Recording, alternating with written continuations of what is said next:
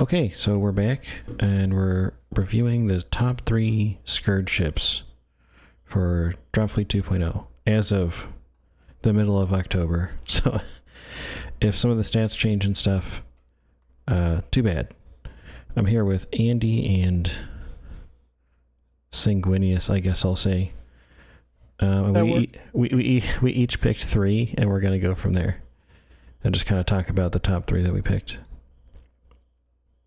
Okay, so the first one I picked was the Ebisu, whatever. I'm gonna go with Ebisu. Yeah, I think so too. I figure it's like Ebisu, whatever. So its group is 1 to 3, but the reason I like it is it's a pretty good threat range, and I just like crippling engines disabled. This seems like the perfect ship to just pick on some big ship. Honestly, yeah. I mean, it's one of the ways you have to deploy boarding pods. Not a lot of ships have these. And that's basically 1 core damage if they can't deal with the boarding pod somehow. There's just going to be a battalion on a ship, and oh look, that's 1 core damage. Yeah, it's annoying to do. I really like the new system of weapon special rules and stuff, because what I'm starting to see the more ships I look at in depth is that like there's more unique abilities, I guess. They have like a new place in the game, which I really am like appreciating so far. Okay. Yeah, totally agree. It saves a crap, it's super fragile, but it's tiny and fast. That's its whole job. It's probably cheap in points, I imagine. Okay, what's the next one? Oh, Andrew, you picked the Sila. Yeah. Super versatile, right? So it's got escape velocity. It's one of the few guns in Scourge fleet that has a kinetic type. I think so it's the only one. probably besides the bombers or something like that. Launch assets. So it can hit things in atmosphere, albeit it's at 4 ups, or descent ships in atmosphere at 4 ups. But I could see this being used in a lot of fleets, especially like I didn't use it in V1. I think it's going to get used a lot more in V2. They were fun in V1, but they weren't optimal. I personally found them a little hard to use, but I never really gave them a solid effort. I was always more of a fan of close action and bombers, as Sky would know. They were kind of like the Scourge version of the fire ships for Resistance, where like you need a few groups of them for them to like have enough presence to be special, you know? So only if you built a dumb skew thing like I would do would you see any benefit. Also, what if the 2 L's in Sila make the Y sound? It's just Sia. Is it? Saya? Yeah, whatever. I'm just being dumb. Okay. It just doesn't. Okay. The Gremlin. I had picked a different ship initially, but unlike where we all picked 3 different bombardment ones, this is just the same ship twice, so I picked something else. But in this case, I just wanted to highlight the Gremlin, which is now the new light cruiser. We didn't have this before. Like, we had the parts in the kit, but we didn't have a ship that we could take it with, and now we do. So it's like I'm excited for this one. Yeah, it just rounds out the basic line. So now you'll have not just the close action and the Oculus weapons for both the medium and light cruisers, but now we get the burn-through lasers as well. It's not super amazing, but it's not terrible either. Crippling fire doesn't seem too bad. It really does not. I feel like do the frigates take the crippling effects? They do, right? They'll take them, but they themselves won't cripple. Does that make sense? Yeah, like they can be on fire, but they don't. Right, yeah. They don't cripple from getting to half anymore. I just think that putting fire on small ships sounds like the best way to try to, I don't know, bonus damage them away, you know? Yeah. I think that's pretty fair. That and the boarding pods would both be okay for that. Yep. Okay, for the second one, I picked the Parasite. I don't know. A bold decision, Cotton. We'll see if it pays off. I like the funny thing. Okay, first of all, there are more spikes in the game now, technically. At first I'm like, oh, it's like a defensive thing, you know? Pull the spikes off of your big, scary ship that you don't want to get shot back. But then I look at it and I'm like, or it's a weird, like, punchback because it has too many attacks if it energy siphons a lot. I don't know. It's kind of weird. I like weird rules. I mean, you're not wrong, but the reason I didn't pick this is because it's like a nerfed version from what we have in V1, and I'm not sure how to feel about that. Yeah, I feel like you noticed. I think you have better activation economy, though. In V1, this would siphon a major or minor spike, and you would have better effects if it was a major spike. 2 spikes in V2 is the equivalent of the minor from V1. So you can't siphon the major spike, I guess is what I'm saying. You're supposed to be able to be even more powerful than just +1 attack for your Oculus weapons. It's also supposed to be +1 damage if you siphon enough spikes. But we don't have that effect here. Yeah, it's just the attacks. One thing I was actually going to mention in my review for Yep.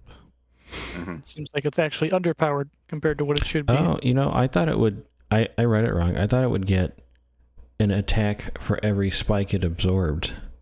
No, it's just the one. Ah, okay. Yeah, you're right. It's fine. I'm going to retcon this one to lame. Because if you can have... In which case it will be great again. Well, if it's like, say, a capital ship with 4 spikes on it, because that's how it works now, and you can absorb any number up to 4 and take them onto yourself, but then you get like 4 extra attacks, you're super visible, but you know what I mean? Like, that could be kind of cool. Yeah.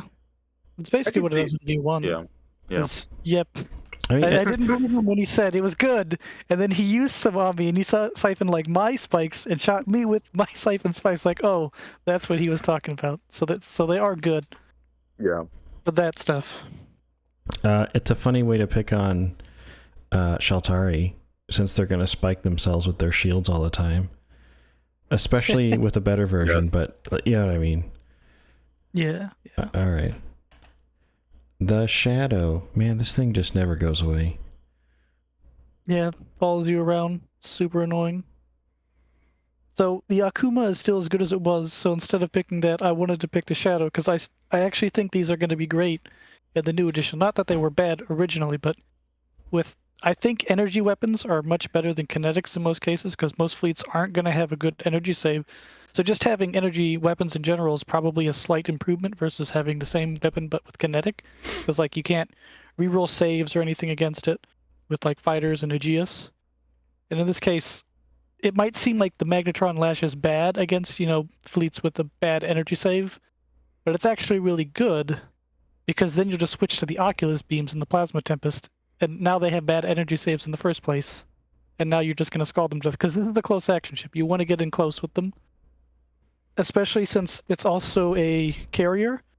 I think in V1 there was always a question of were PHR bombers better or Scourge bombers better. I think in V2 Scourge bombers have won the joust for best bomber, which makes me as a PHR player sad, but I just think it's true because Scourge bombers have 3+ lock with crippling fire, right?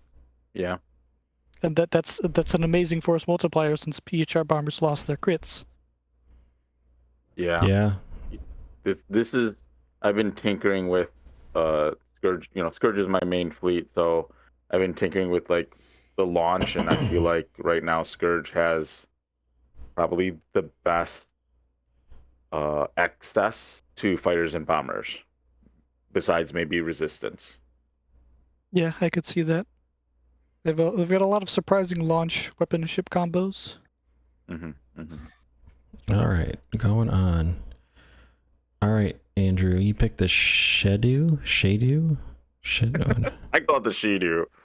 I was a big fan of yokais and a Shidu with detectors in V1. Seeing this ship get detector come back is great. And it's also got a pretty good front gun, right? 2 attacks, 2 damage. It's got a bigger scan. Yeah, it's a monitor, but that extra scan and then is gonna get it in range if it needs to fire a weapon, or if you just need to put 2 spikes on and combo it up with another ship group. Yeah. I think it's pretty solid. Yeah. Go look up detector if you don't know what it means. Yeah, the Shidu lost detector in version 1, didn't it? So It the did, Shidu is yeah. back now, basically, because it has detector again, like it was supposed to. It's good. And with the fact that that's no longer a special order, actually having a detector ship is a much bigger deal, even than it was in V1, because now that's the only way to use detectors, to have the special rule for it. I originally picked this instead of the Gremlin, You should do for it. obvious reasons. You know, It's pretty good. you guys can pick the same one. But it's no fun. We just pick the same ship for the same reason. Then we get to argue who picked it for the better reason. We picked it for the same reason. That's the problem. It's not like the I Tokyo, know. the Glasgow, and the Madrid where we all picked different ships. For But the would same we have reason. ranked it second? I mean, would you have put it second? I would have put it third. Yeah. Okay. See, that's where we can be different. Okay, going on. Sanguinius and the Devil. They're just good pals. The Devil, it's just plain devilish. The double Mega Plasma Lance on general quarters, plus the fact that, like the Shadow, it just has 4 launch. You can weapons free if you really want to, but I don't think you can launch on that, so you really wouldn't do it. But you don't need to, because again, you have 2 Mega Plasma Lances. You don't need the weapons free. So, am I to take it that that gun on there is not bombardment? No, it is not bombardment. It does point down awkwardly, but it's not bombardment. I don't have all the answers. Yeah, It's just not. They bounce it off the planet. Just bank shot it in. I was confused when they first released this image because I thought that that turret was along the center line of the battleship, and it is not. It is like directly under the pin. The wing joint. thing. Yeah. You don't see the other battery on the other there's side. supposed to be 2 of them, Oh, okay. but like the angle makes it look like it's just the one. Put the evil in devil. All right. Oh, it has a 5-up backup save base. It's one of the heavier ships, so it's not surprising. Yeah, it's like a battleship, I think. Okay, I picked the Braith. Everyone tell me why I'm wrong. I just like speedy ships. I'm not gonna like. I thought it was pretty good. It was definitely probably within my top 5. Vectored, like I said in previous videos, like Vectored is going to be a really key skill. To be able to turn essentially, twice or even 3 times with certain orders. So I really like Crippling Fire and Scald 2, but also that it's 2 damage.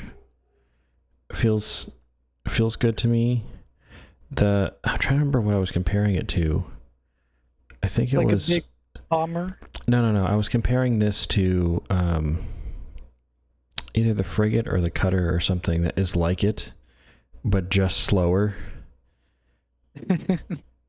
Yeah.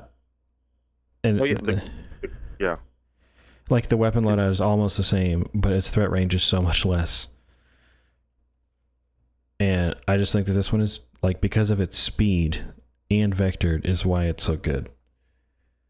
Yeah, definitely. I think it's much better than the Parasite's current version, as shown in the document, at least.